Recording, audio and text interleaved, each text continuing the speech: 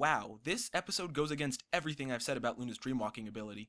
So, do Princess's dream of magic sheep happened? What do I think about it? I loved it. However, hold on just a second. Okay, I'm ready. However, I didn't like Princess Big Mac. Hey now, before you guys judge, let me explain. This is a great episode. However, most of its real beauty was overshadowed by fan service and Princess Big Mac. So let's take a look at Do Princess's Dream of Magic Sheep. Alright, to start off, I like the plot. Luna's dreamscape is a jack of all trades when it comes to story creating. Because physics grounded in reality don't apply, any story can ultimately flourish if done correctly. And because dreams are so private, stories can easily ride on emotion, and in this case, action. Plus, it's easier to keep the audience from guessing what will happen next.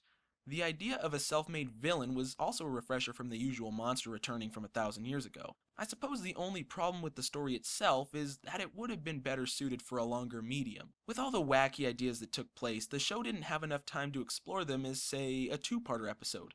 Or a comic book series. Wait, this story's already been done before. No, it hasn't. Whoa! What? I said, no, it hasn't. Weren't you listening? Who are you? Ugh, I'll spare you the questions. I'm you, you're me, I only exist because you're dreaming. I'm dreaming? Huh. That means I have supreme power. I can bend the universe around me to do my every will. That's it? Yep, I'm a stallion of simple tastes. Anyway, you were saying? Oh, that's right. How dare you compare this episode to the comic books? It's nothing like the Nightmare Rarity series. How so? Well, the comic centered around Luna's past with Nightmare Moon. Along the way, we see the nightmares of the main characters, well, except for Spike, and the main antagonist is an evil force which gave Nightmare Moon her power in the first place. It wants to wreak havoc on all of Equestria, and the only thing standing in its way is Luna.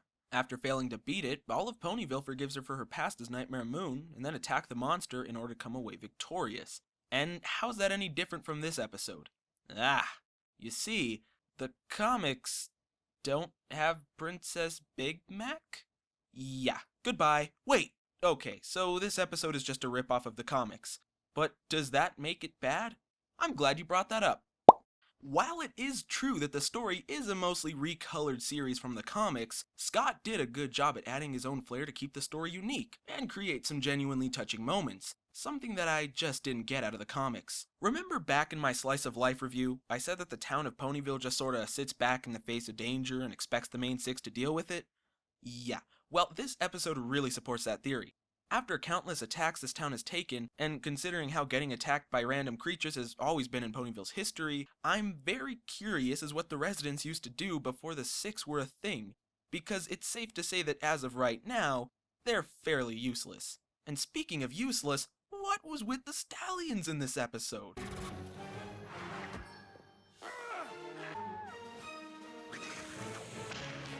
One day, there will be a male character in MLP that actually contributes something to the world of Equestria. But until then, I might as well make the best of it.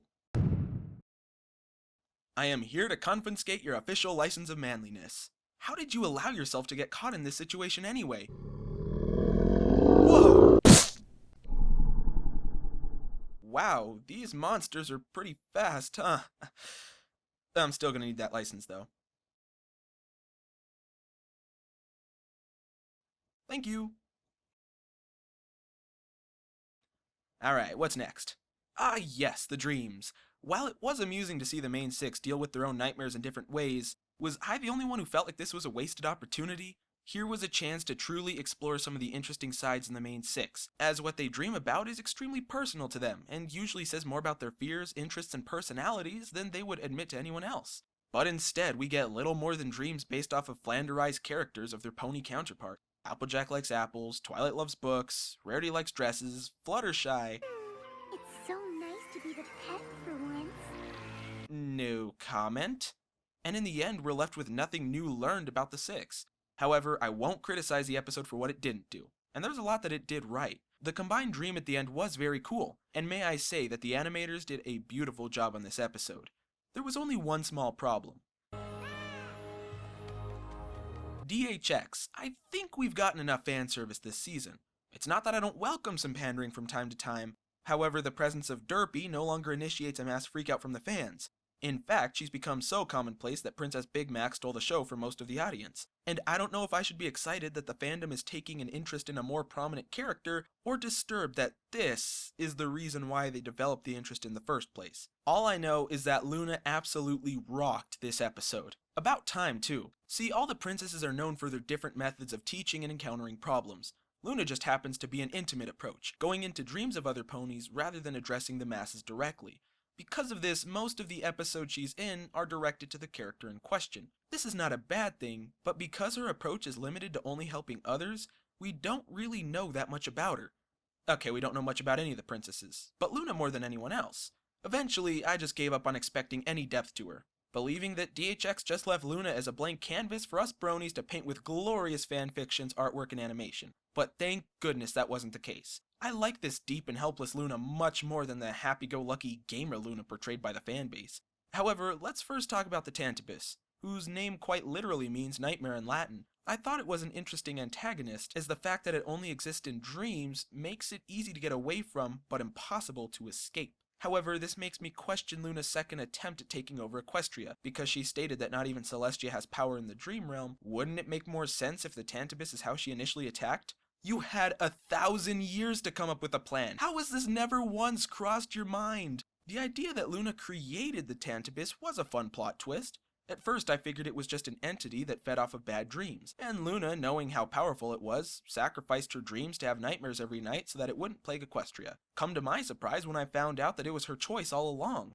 This reveals a lot about Luna's character. It shows that she takes her actions and responsibilities very seriously, and when she fails at said responsibilities, she only personalizes her failure. This may be why she's always seen as uptight in the real world. Oh, she'll stop and have fun every now and then, but only if everything's already running smoothly. Now, while we've seen her being loving and gentle towards others in the past, children especially, this episode shows just how deeply she cares for her subjects, to the point where she would rather fight the Tantibus by herself than enable help and fear that it would only hurt the others more than she already has. In fact, it was probably this love for the other ponies that turned her evil in the first place. Imagine the pain that Luna had to go through when all of the subjects she cared for didn't lend the same feelings to her, and on top of that, gave all their love and respect to Celestia. How heartbroken must Luna have been to become so jealous that she wanted to kill her own sister, an act that she later found so horrid that she punished herself every night for even attempting it. And that's what's at the heart of this moral. For a show that tends to forgive and forget at an unrealistically fast rate, here we have Luna, who comes with a struggle that I believe many people can relate with. For years, the Princess of the Night has been seen helping other ponies and happily teaching them in their dreams, only to go back to her own nightmares day after day. I can honestly say that this episode has given me a whole new respect for Luna. And it's for all these reasons that this episode's Pony of the Week award goes to none other than Twilight Sparkle. Wait. No, that's what it says. Twilight was the one who came up with the idea for a joint dream, and without her, Luna wouldn't have forgiven herself, and all of Equestria would be in ruins. Okay, well, Luna has to win something. Congratulations, Luna. You win the pony that should have won the Pony of the Week award. And because you're so loving, I present you with this trophy, which is in no way unethical because this is all a dream. Right? Wait! You can't show on-screen violence. This is a children's show.